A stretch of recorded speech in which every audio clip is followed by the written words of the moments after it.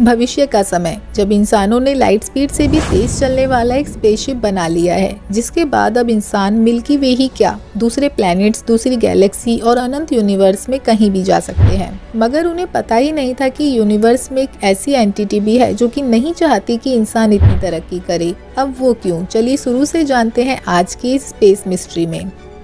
कहानी की शुरुआत एक स्पेसशिप से होती है जो कि अभी पृथ्वी के ऑर्बिट में लॉन्च के लिए ग्रीन लाइट का वेट कर रहा है। दरअसल वैज्ञानिकों ने मानव इतिहास की सबसे बड़ी इन्वेंशन कर ली है और वो है लाइट स्पीड से भी तेज चलने वाला एक स्पेसशिप।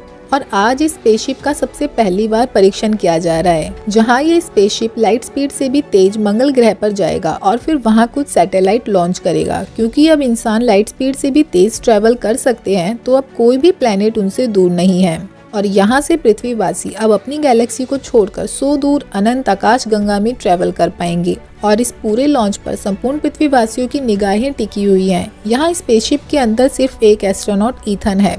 यहाँ ईथन के लिए काफी बड़ा दिन है, क्योंकि अगर ये एक्सपेरिमेंट कामयाब रहा तो वो लाइट स्पीड से ट्रैवल करने वाला पहला इंसान बन जाएगा। वहीं अब वो पृथ्वी पर मौजूद अपने परिवार को याद करता है, जहां वो अपनी पत्नी एबी और बेटे जैक से वादा करके आया है कि उसे ये मिशन करना ही होगा और मानवता के लिए वे इतना रिस्क तो ले ही सकते हैं। अब एबी बड़ी ही नर्वसनेस से टीवी ब्रॉडकास्ट देख रही है कि शिप किसी भी वक्त लॉन्च हो सकता है। अब फाइनली नासा से ईथन को ग्रीन लाइट मिल जाती है और ईथन अब मंगल ग्रह के कोऑर्डिनेट्स डालकर लाइट स्पीड इंजन को ऑन करता है।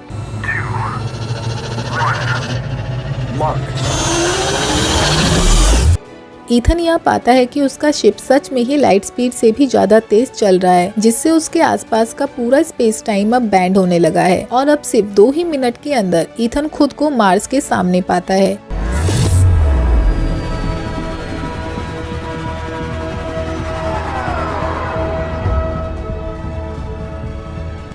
जहाँ की उसने लोकेशन डाली थी। यहाँ तक आने में ईथन को सिर्फ 2 ही मिनट लगे, जबकि लाइट को भी पृथ्वी से मंगल तक आने में कम से कम 3 मिनट तो लगते ही हैं। यानी कि उनका ये एक्सपेरिमेंट सफल हो चुका है। यहाँ पृथ्वी पर मौजूद सारे ही लोग काफी खुश थे। वहीं टीवी ब्रॉडकास्ट में बताया जाने लगता है कि कैसे नासा ने आज इतिहास रच दिया है, जिसे देख एबी भी खुश थी। वहीं ईथन अब एक सैटेलाइट मंगल ग्रह के ऑर्बिट में छोड़ देता है, क्योंकि अब वे मंगल ग्रह पर इंसानी कॉलोनी बनाना शुरू कर सकते हैं। अब नासा से सिग्नल आने लगते हैं कि ईथन को अब वापस से आ जाना चाहिए और उसी के लिए अब ईथन इंजन को रेडी करने लगता है और पृथ्वी के कोऑर्डिनेट्स डाल देता है। मगर जैसे ही वो इंजन शुरू करता है, वो पाता है कि अब शिप के इंजन मेल फंक्शंस कर रहे हैं।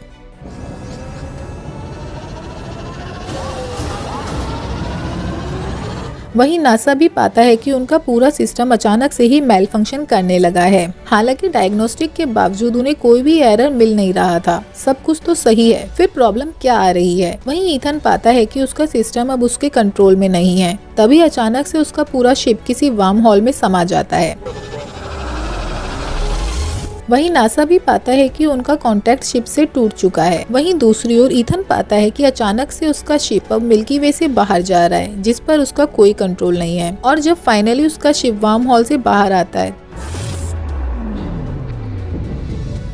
तो जो ईथन बाहर देख पा रहा था, उसकी आंखें फटी की फटी रह जाती हैं। एक बहुत ही बड़ा जाइंट एलियन स्ट्रक्चर, जो कि टेक्निकली इतना एडवांस है कि मिल्की वे गैलेक्सी से वार्म होल खोलकर ईथन के शिप को यहाँ ले आया। वहीं पृथ्वी पर सभी वैज्ञानिक हैरान थे कि अब उनका शिप पूरी गैलेक्सी में कहीं भी ट्रैक नहीं हो रहा है, मगर इतनी जल्दी वो जा कहाँ सकता है। वहीं दुनिया भर के न्यूज चैनल्स में अब हर तरफ खबरें चलने लगी थी कि पहला लाइट स्पीड स्पेसशिप अचानक से कहीं मंगल ग्रह के सामने गायब हो गया है। वहीं एबी तो खुद को संभाल नहीं पा रही थी, क्योंकि उसके पति ईथन की जान अब खतरे में थी। जहां नासा भी ढूंढ नहीं पा रहा था कि वो शिप आखिर गया कहां। वहीं ईथन पाता है कि उस जाइंट एलियन स्ट्रक्चर से कुछ बॉट्स निकलकर उसकी ओर आ रहे हैं और अब तक उसे देख वो समझ गया था कि जिस स्ट्रक्चर के सामने वो आ गया है वो है क्या। दरअसल ये एक विशालकाय डायसन स्फीयर है। डायसन स्फीयर उस मेगा स्ट्रक्चर को कहते हैं जिसे कि पूरे ग्रह या पूरे सूर्य के चारों ओर बनाया जा सके, जिसके द्वारा उस ग्रह की संपूर्ण ऊर्जा का इस्तेमाल किया जा सके। दरअसल ये एक रियल लाइफ थ्योरी है, जिसे कि साल 1960 में पहली बार वैज्ञानिक सीमन डायसन द्वारा सुझाया गया था, जिसके बाद इसका नाम ही डायसन स्फीयर रख दिया गया।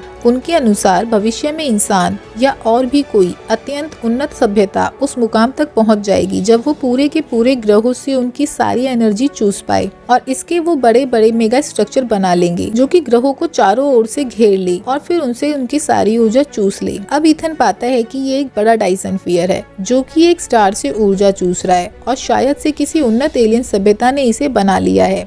यानी कि इंसान जो अभी तक सिर्फ लाइट स्पीड इंजन बनाने पर खुश हो रहे हैं, उन्हें पता ही नहीं कि ब्रह्मांड में ऐसी भी सभ्यताएं हैं जो कि बड़े बड़े डायसन स्फीयर बना चुकी हैं और वो किसी भी गैलेक्सी में वार्म होल के थ्रू ट्रैवल कर सकती है। अब तक 2 ऑटोबॉट्स ईथन के पास आ चुके थे और ईथन डर जाता है कि कहीं वे इसे मार ना डालें। सो वो एक आखिरी बार अपने परिवार की फोटो देखने लगता है जिन्हें कि वो अब कभी नहीं देख पाएगा।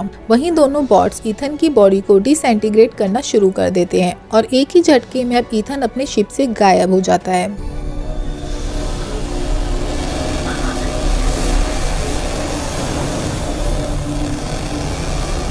वहीं पृथ्वी पर एबी अब तक सारी उम्मीदें खो चुकी थी। शिप को गायब हुए अब 1 दिन बीत चुका है। वहीं नासा भी अब तक ढूंढ नहीं पा रहा है कि उनका शिप कहां चला गया, लेकिन तभी उन्हें सिग्नल मिलने लगते हैं कि पृथ्वी के ऑर्बिट में एक बड़ा वार्म होल खुल रहा है। वहीं ऑर्बिट में अब तक वो वार्म होल पूरी तरीके से खुल चुका था, जिससे वही दोनों बॉट्स निकलकर अब सीधा पृथ्वी की ओर चले जाते हैं। यहाँ नासा वैज्ञानिक उसे ट्रैक करने लगते हैं कि बॉट कहाँ जा रहे हैं। वहीं एबी और जैक को बाहर से अजीब सी आवाजें आने लगती है। सो दोनों भागकर वही देखने लगते हैं जहां उनके सामने अब वही दोनों एलियन बॉट्स मौजूद थे और वे दोनों उसके पति ईथन को फिर से इंटीग्रेट कर देते हैं। यानी कि बॉडी ट्रांसफर करने के लिए एलियंस के पास ये एक एडवांस मीडियम है।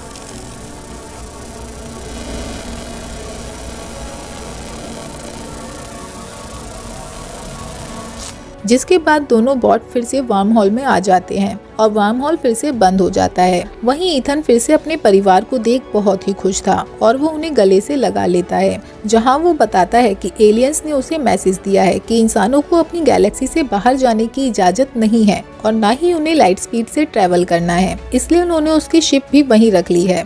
दरअसल वे हमेशा से ही इंसानों पर नजर रखते आए हैं क्योंकि उन्हें इंसानों से अब तक कोई खतरा नहीं था, तो उन्होंने खुद की एग्जिस्टेंस के बारे में अभी तक इंसानों को पता नहीं चलने दिया। मगर अब जब इंसान लाइट स्पीड से ट्रैवल करने में सक्षम हो चुके हैं तो उन्होंने ईथन को एक चेतावनी देकर वापस भेज दिया कि इंसानों को इससे ज्यादा तरक्की करने की इजाजत ही नहीं है, वरना वे इंसानी सभ्यता को हमेशा के लिए मिटा देंगे। और इसी डार्क एंडिंग के साथ ये कहानी यहीं खत्म हो जाती है।